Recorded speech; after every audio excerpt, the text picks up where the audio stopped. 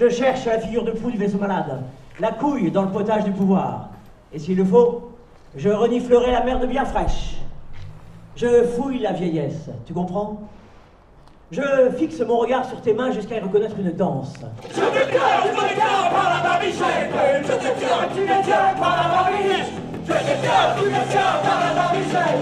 Je te tiens, tu me tiens par la barbiche. Je te tiens, tu me tiens par la barbichette. Je te tiens, tu me tiens par la barbiche. Je te tiens par la barbiche. Je te tiens par la barbiche.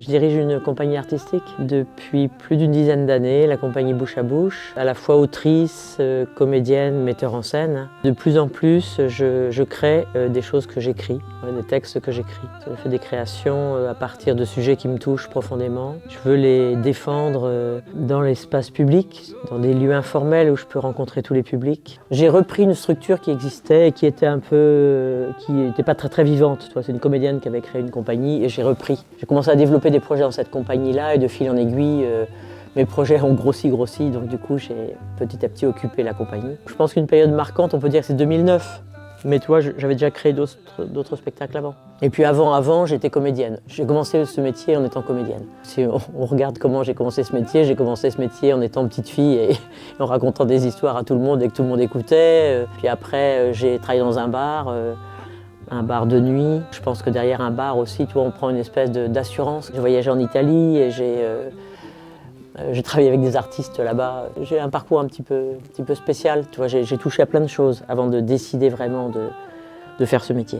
Tu t'inspires essentiellement de ce qu'il y a au fond de toi. Puis après, tu regardes comment ça résonne autour.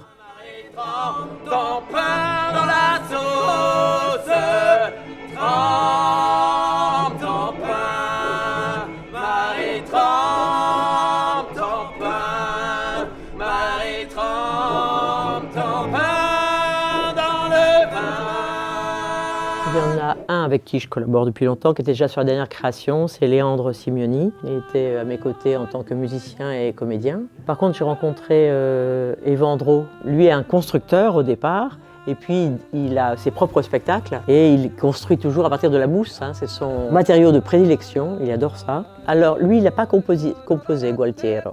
Il a fait du conseil musical. C'est un ami compositeur contemporain qui écrit des opéras et c'est un très grand musicien, donc du coup il a une connaissance. Et dans mon écriture, il y avait toutes les chansons enfantines. Tu vois, j'aime la galette, savez-vous comment, quand elle est bien faite, avec du beurre dedans. Toutes les chansons qu'on chante à l'école et qui reviennent dans la tête des vieilles personnes quand elles sont très vieilles. Donc je me suis dit, quel traitement je fais à partir de ces comptines. Et donc j'ai travaillé avec Théo Archouf, qui lui vient de l'électro, et a une formation, si tu veux, d'improvisateur en oralité, de chant indien, etc.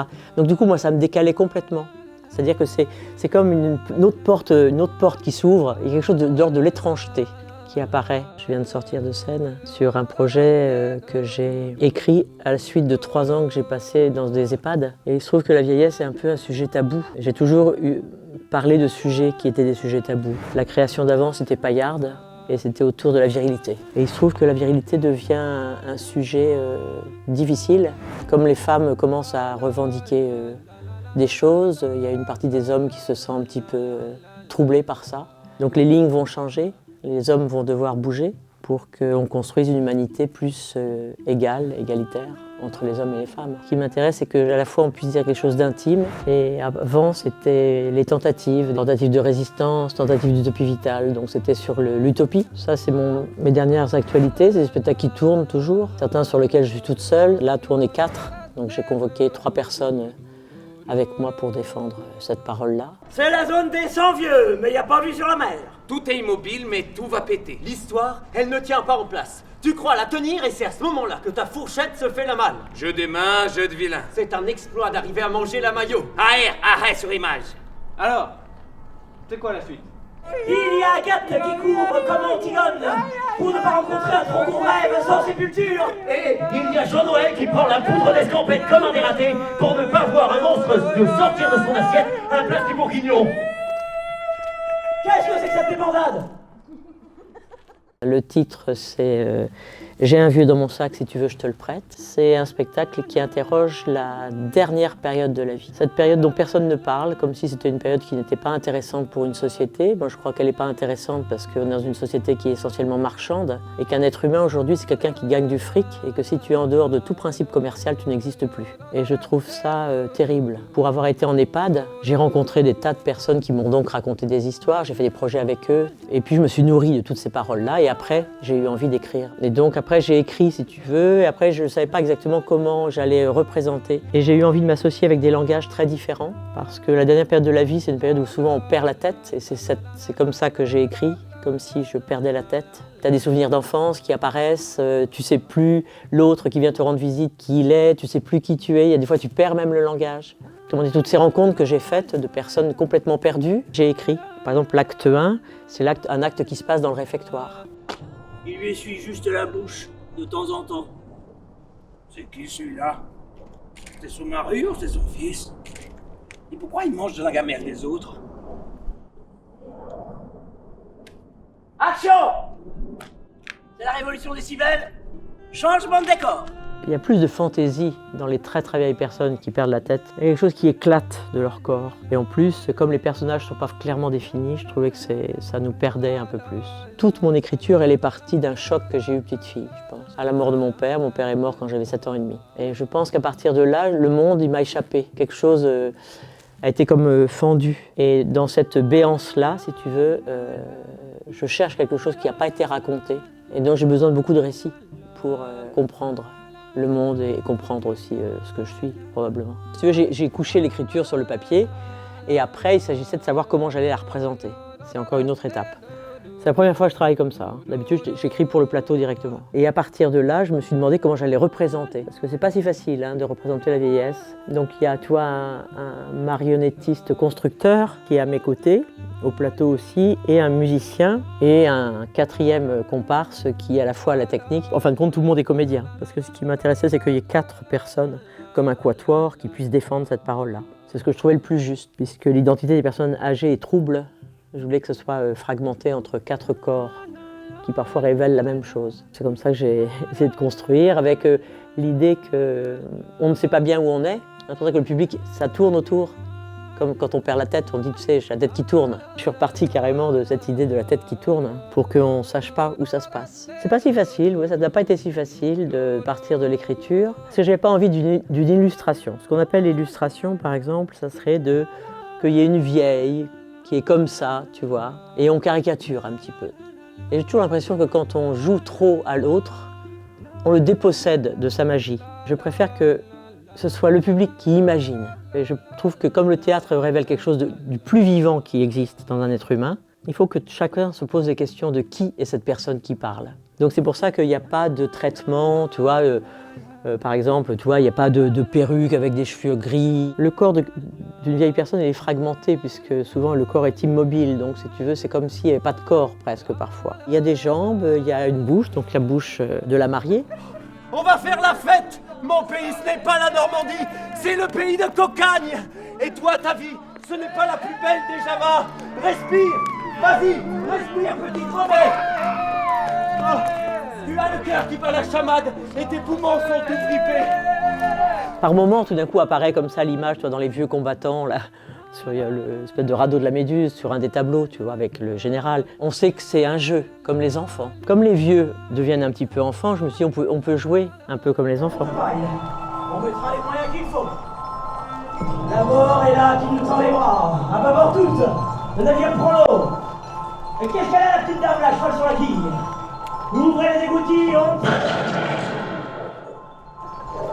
L'esprit est collectif. La solidarité. Le courage, l'abnégation nous ont roulé dans la farine. Plus de pain, plus de boursin. C'est une furée de bras cassés.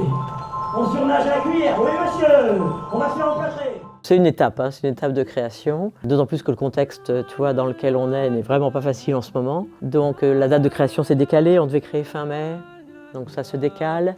Donc on va créer dans le festival de Jean Raymond en juillet, mi-juillet. Donc on va repartir encore en résidence. On a encore quelques résidences pour finir de créer tous les actes. Mais je ne suis pas sûre qu'on va créer exactement la forme complètement définitive. C'est une phase de mise en scène. C'est mettre en scène et que l'équipe soit très rodée parce que c'est un spectacle assez difficile à défendre.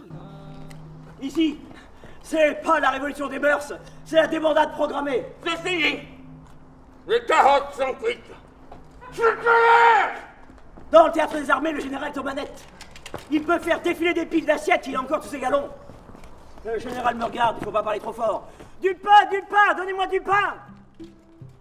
On vous a rencontré, vous, plus toutes les personnes qui étaient là. C'était très joyeux déjà d'être dans un même espace ensemble. C'est tellement rare maintenant. Donc c'est des moments très très privilégiés.